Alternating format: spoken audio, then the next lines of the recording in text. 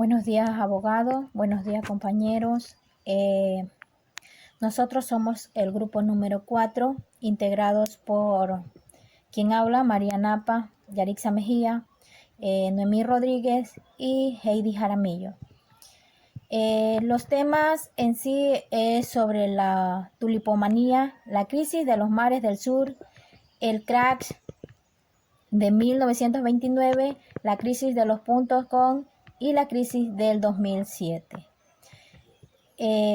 Como introducción, en el trabajo investigación realizada se ha de forma objetiva las causas y los procesos vividos dentro de diferentes crisis económicas. La tulipomanía. El tulipán llegó a los Países Bajos en la segunda mitad del siglo XVI y se implantó rápidamente, ya que la cantidad de la tierra de ese país resultó ser tan buena que empezaron a florecer los tulipanes, como nunca antes se había visto, con formas, colores y las tonalidades. Era algo fascinante. Con el tiempo, estas flores se empezaron a cosechar entre las clases más nobles. Y a los pocos meses, el tulipán se convirtió en un verdadero símbolo de riqueza. Como una flor, causó la crisis financiera de la historia 2007. Luego empezó la fiebre del tulipán, fue tal que empezaron a realizar lo que ahora conocemos como contratos de futuro. Los productos prometían entregar tulipanes y los compradores obtenían un derecho de entregar. Después, luego poco a poco el mercado estaba en pleno apogeo. En ocasiones la gente vendía incluso algunos de sus bienes más preciados con el único objetivo de invertir en tulipanes. Todo era beneficio. Se vendían de mansiones, granjas y campos de cultivo a cambio de un solo bulbo. Incluso llegaron a vender 99 tulipanes a 90,000 florines. Ellos se hicieron lo que fue 15,000 euros en la venta. Hasta que de un día para otro, la burbuja estalló. El motivo, una mala cosecha. Hubo una mala cosecha y la desconfianza de perder las granjas que se habían obtenido. Eso provocó que la gente quisiera deshacerse de los tulipanes a toda costa. El precio de esto, como no podían ser de otra manera, se desplomó.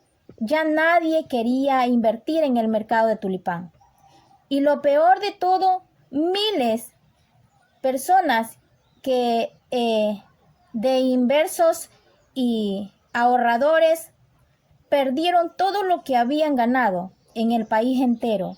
El país entero se arruinó porque ellos hicieron grandes inversiones y así como invirtieron, también perdieron.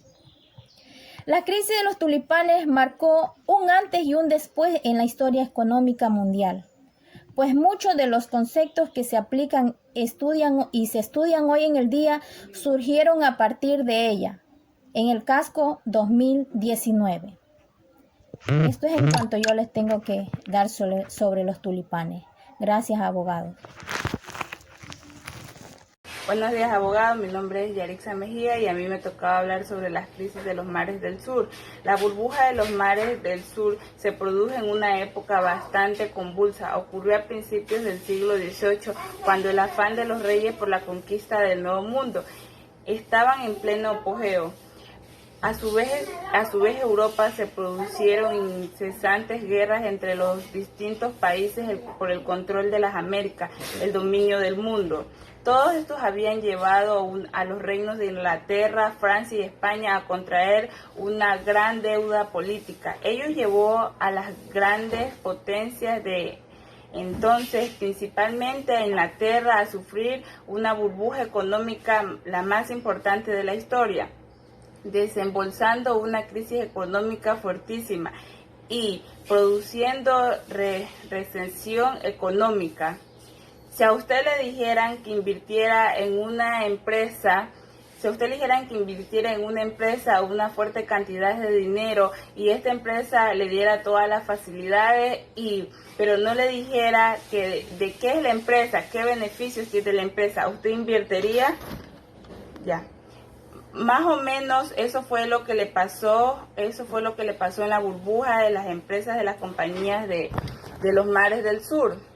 Esta compañía prácticamente no ejerció ninguna actividad, pero a pesar de ello sus acciones subieron del 900%, menos del año, a esta empresa sí le favoreció porque sí subieron el 900%. Muy buenos días, economista Jofre Preciado y compañeros. Bueno, hoy les voy a hablar con el tema del crack de 1999. Se dice que esto fue una crisis financiera que tuvo lugar en octubre de 1929. Fue la caída más devastadora de la bolsa de Estados Unidos. Tuvo una terrible consecuencia social. Esto no solo fue para Norteamérica, esto fue para todo el mundo, nos afectó a todos. Y esto se lo llamó como la Gran Depresión. En este mismo año, de 1929, se dice que la situación llegó a ser insostenible. Se lo llamó como el Octubre Negro, ya que esto afectó muchísimo a las vidas de las personas. Se marcó un antes y se marcó un después. A producirse un monstruoso desplome de la bolsa en Estados Unidos, que alcanzó su peor momento entre el año de 1933 y 1926, y a continuación en 1929 se dice que se produjo un desplace cada vez más fatal. Se lo pronunció entre la economía financiera y la actividad bursátil, era lo peor. Entonces, el desarrollo de la crisis tuvo las siguientes evoluciones.